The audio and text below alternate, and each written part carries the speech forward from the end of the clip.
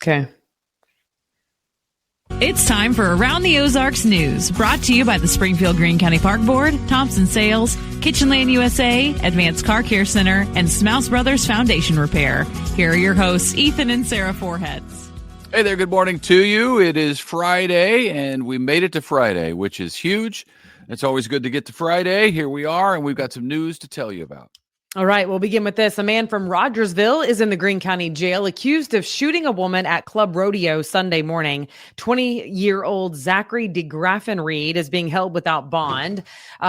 Deputies went to arrest him in Rogersville. They say that he then ran into the woods. They chased him down, and he was found hiding in a drainage ditch. The woman he's accused of shooting is hospitalized with serious injuries. Arkansas Game and Fish officials killed the wrong bear. They were trying to kill the bear that recently killed a man during a camping trip at Sam's Throne Campground in Newton County. That was on October 2nd. And rangers killed what they thought was the bear that attacked that man fatally. But they got the wrong one. They sent off the autopsy to do some DNA testing and found out that it is, in fact, not the right bear. That means that the bear that did kill the 60-year-old man, Max Thomas, he's from Springfield, that bear is still on the loose, and officials are trying to find him. The campground is still closed to the public. Well, yeah, because now that's a whole new concern because the killer bear is out on the loose. And they don't know which one. And right. They did have pretty good footage of the bear, but obviously not good enough because they thought that they were certain that it was the same one initially. Yeah, they sounded certain whenever they got this one. The man knew that a bear was around his campground, took pictures, told his family about it. Before the bear killed him, and now that bear is still out there. So, man, that is a concern. Yeah. Well, if you're driving around Springfield, you have a little bit longer than expected for a big project to be finished. The new bridge on West Sunshine Street by Scenic Avenue, right near the FedMed or close to that area, is still under construction and going to be for longer than previously thought. The opening date's been pushed back now to the end of December. Because of some setbacks along the way. The Missouri Department of Transportation is doing it, and they originally planned to have the bridge done the first week of December. Construction began back on August 4th, so it's supposed to be about a 4-month project. Looks like it might move to closer to 5 months. Sunshine Street is shut down in both directions there near Scenic as they replace that overpass. And it's a lot of detours for a lot of people because that's a busy street in Springfield for sure. Mm-hmm. Well, the Missouri State Department of Education says there's a district in our area, a school district that is in financial trouble. It's Bradleyville in Taney County. It's a district with about 200 students, apparently not doing well financially. That designation is triggered by low funds operating in the red or borrowing to cover operating expenses. The superintendent there says they are aware of it. They're working on it. But with declining enrollment and rising expenses, it has been a tough go. DESE is working, the State Department of Education is working to try to get them back on track, but they got some more work to do, it sounds like. Yes.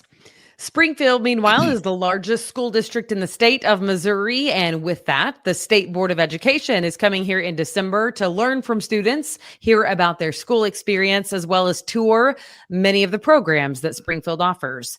On the state board, there are now 3 members that have good ties right here to the Springfield area. So that's exciting that they get to. Well, it's the biggest district in the state, so it makes sense to visit. Yes. All right. Voters in 7 different precincts will have to head to different polling locations than they typically would for the November 4th special election that's coming up. Springfield is the only entity that has any questions on the ballot. We told you about it yesterday. It is the hotel motel tax question, whether to increase that tax by 3%. The money raised would go toward paying for a new event and convention center. So, since it's such a small election, you might be voting at a different location this time around. If that's you, you will be notified by mail. Okay, so don't just throw it in and shred it, automatic junk mail, because it may be important. Right. Yes. I have a habit of doing that, shredding things I shouldn't be shredding because I haven't opened them yet. That actually got us into trouble here recently. Not trouble, but it wasn't great. I didn't even know the trouble, but I just give it to Ethan, so it becomes his problem. Aware of the trouble, you just don't know how the trouble started. Yeah. Oh, you mean the day that our utilities went off? Yes. That day? Oh, yeah. Our utilities went off, and I was like, that's weird. We don't have any power. So I texted my neighbor. I was like, do you have power? She's like, yeah. I was like, oh, weird. So I texted Ethan. He's like, what do you mean we don't have any power? I'm sure they're working on it. I was like, well, I mean, maybe, but our neighbor has power. And he's like, I'm sure somebody crashed into a power pole. It's fine. Then hours go by. And he's like, did you call city utility and report the outage? And I was like, no, I assumed that our neighbors probably did. So then I call up there and they're like, oh yeah, no, this is not a neighborhood outage. This is your house because you haven't paid your bill. I was like, oh, sorry about that. So I called Ethan. He's like, what? I haven't paid that bill, in true Ethan fashion. And she's like, yeah, we notified you by mail that the card on file has expired or whatever they said. And Ethan was like, oh yeah, so I shred mail before I actually open it. That's one of the issues. The bigger issue was that I had it all set up to auto pay. So when you have something set up to auto pay, you don't need to open the mail because it's the same old thing. You're already paying it. It saves me some time and some steps. So my card had expired, like cards do, and I got a new card. I changed everything else that the card is tied to, but I didn't realize that our city utilities bill was tied to it. So therefore, our billing, I stopped paying. Apparently, the card expired at the end of May. So we hadn't paid a bill in like 2 or 3 months and had no idea. They were emailing me at KY3. I don't have a KY3 address anymore. Yeah. So I didn't get any email. And I don't even know how you go that many months without knowing that you haven't paid. But here's the thing. I'm telling you how. Ethan What do you mean you don't know? the short straw. Because you don't see that come out of the account. Like, we're not millionaires. I know what our finances look like enough to know that, like, I feel like if you're all of a sudden not paying a bill, like, don't you go, wow, like, I feel really rich. What's going on here? No, and you go investigate? It's a credit card thing, and I see what the bill is at the end of the month, and I pay the bill. I don't look at every single charge every month. I'm the one who did the charges. I know what they are, and I know what's on there and what's tied to my account, or I thought I did. So anyway, months had gone by. They're trying to contact us. I don't know what phone number. They didn't have our phone number or yes, something. they did. It was KY3's. They read me your phone number email, right? and your email address. And I was like, yeah, he no longer sits at that desk, nor has he in like 5 years. And he definitely does not have that email. So both of those. So anywho, we got that all sorted out. But I learned a quick lesson about opening mail and then very quickly forgot it because I still don't do it. Yeah. I still don't even know how we digressed into that story. Oh, your voting place. It may be different on the Important 4th. Mail. So open your mail because they'll let you know if that's you. There you go. And then you decided to air our dirty laundry for everybody. Oh, well, I didn't know what you were talking about. Sorry. You were like, it's fine. You know what? This is life.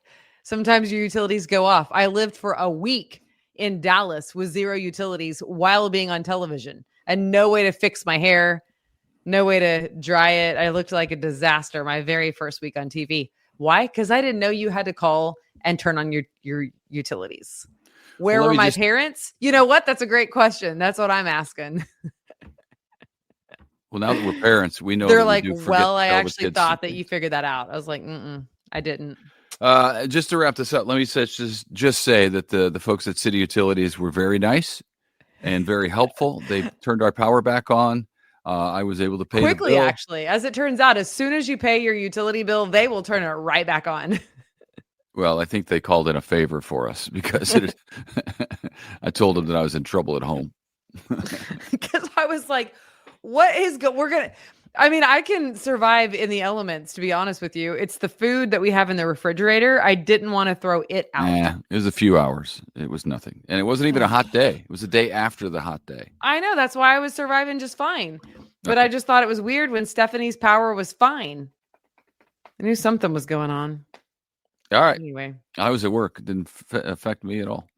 Hey, it was a ribbon cutting for the Community Foundation of the Ozarks and its new home there on... That's going to be a reel, you know, oh, that we didn't pay our utility bill. That's going to be a reel. That'll be a year-ender, Just probably. saying. I had no idea we'd be talking about that in this newscast. Who But knew? It took up, what are we at, 10 minutes and 30 Oh my goodness. Sorry. 30 Get to the seconds? news. That took Go. up about 8.5 minutes. We've done 2 minutes of news.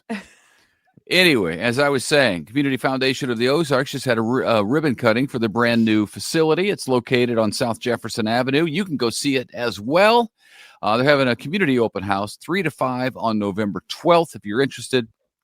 For now, the Missouri State University Foundation is still in the building at 300 South Jefferson Avenue. It will move once its new building is completed on National Avenue. So they're moving out. The Community Foundation is moving in. Right now, they're kind of sharing the space. Good for them. And then Big Slice, if you like pizza, Big Slice, a New York-style pizzeria, is opening up a new shop in Republic. It'll be on East Harrison Street, right there in the Republic Town Center. They've been operating in Springfield since 2013. 2013. So that's cool. Another option in Republic. And the Missouri State, I'm slurring my words. The Missouri State Bears have another weekend without a game after a big win this week on Wednesday night. Their second Wednesday night game. It is exciting. They're doing well. They beat New Mexico State 24-17 in overtime. So a very exciting game. Good for the Bears. Meanwhile, MU, number 15 in the country, MU, the Missouri Tigers, play at number 10 Vanderbilt tomorrow at 2:30 in the p.m. That'll be a big game. That'll be on national TV.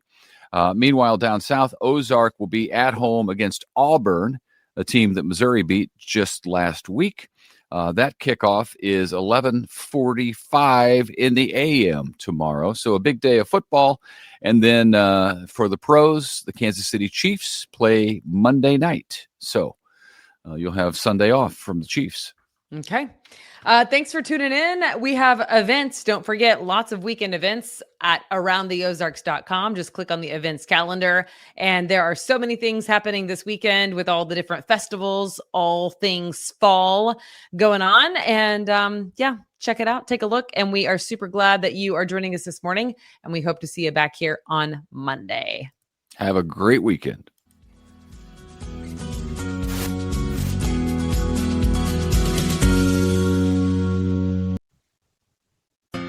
It's time for Around the Ozarks Wake Up Weather, brought to you by Command Family Medicine, Heating and Air Paramedics, The Trailer Ranch, Hewitt Messenger, and Taylor Grubaugh Chevrolet.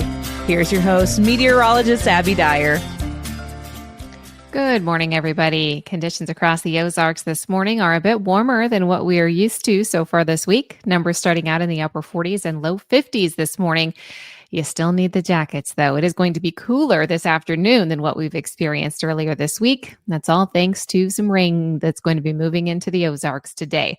I really think the showers are going to start overspreading the area after the lunch hour today. We'll see that rain kind of expand across the region. I've got rain in the forecast for the next couple of days. So we were in for a dreary, gloomy, rainy couple of days and rainy weekend ahead in the Ozarks. It's going to keep temperatures down, but it's also beneficial rain that's really going to help us out in that drought department. So some good news there, even though we'd like it not to fall on the weekend.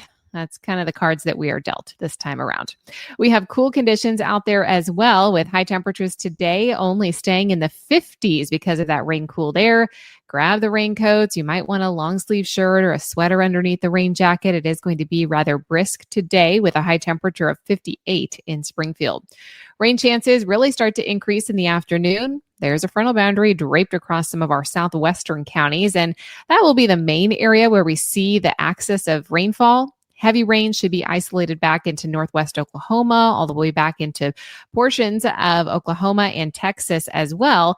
But we're going to get in on those light showers in the forecast too. Nothing too heavy today, but beneficial rain. And by the time we add it all up, it does look like there could be 1 to 3 inches of rainfall in the Ozarks by Monday of next week. Rain chances continue through the weekend too. We hold on to that rain chance in the forecast, especially early in the day on Saturday. I have additional chances for some light showers on Saturday, and even Sunday we could see some showers. Expect highs through the weekend to stay in the upper 50s and low 60s. I have kind of cool with on and off showers all weekend long. We'll have those low gray clouds in place. I don't expect a whole lot in the way of sunshine breaking through over the next couple of days either. Rain and storm chances are going to continue in the extended forecast too. In fact, that happens clear into next week. This weekend, what we're looking at is intermittent waves of widespread light to moderate rainfall expected to move through the area. There will be chances of some thunder. However, I think for the most part, these are just slow, steady rain showers. However, I know it's the weekend before Halloween. We've got trunk or treats. We've got activities going on outside, football games. Bring an umbrella to everything and maybe look for cancellations across the Ozarks because there will be some very dreary conditions around kind of day after day with rather cool temperatures. This system does not end until Sunday evening. Around the country, what's making headlines? It's more rain out for the portions of southern United States. It's heavy rain, as I mentioned, for Oklahoma and Texas. We have rain, wind, and snow making headlines for the northwestern United States. All of this happening on the mainland while the National Hurricane Center is eyeing advisories in the Caribbean for Tropical Storm Melissa, expected to become a major hurricane, maybe reaching Category 4 status by Tuesday of next week. So a big heads up with anybody at vacations or family near the Caribbean islands. It is going to be a deluge of rain. We're talking 10 to 20 inches of rainfall associated with the very slow moving hurricane out in the Atlantic. So still very active all across the country. All right, it's time for the Around the Ozarks Wake Up Weather Brain Twister trivia question for the day. Which atmospheric condition is most likely to contribute to the formation of severe storms in the fall in the United States?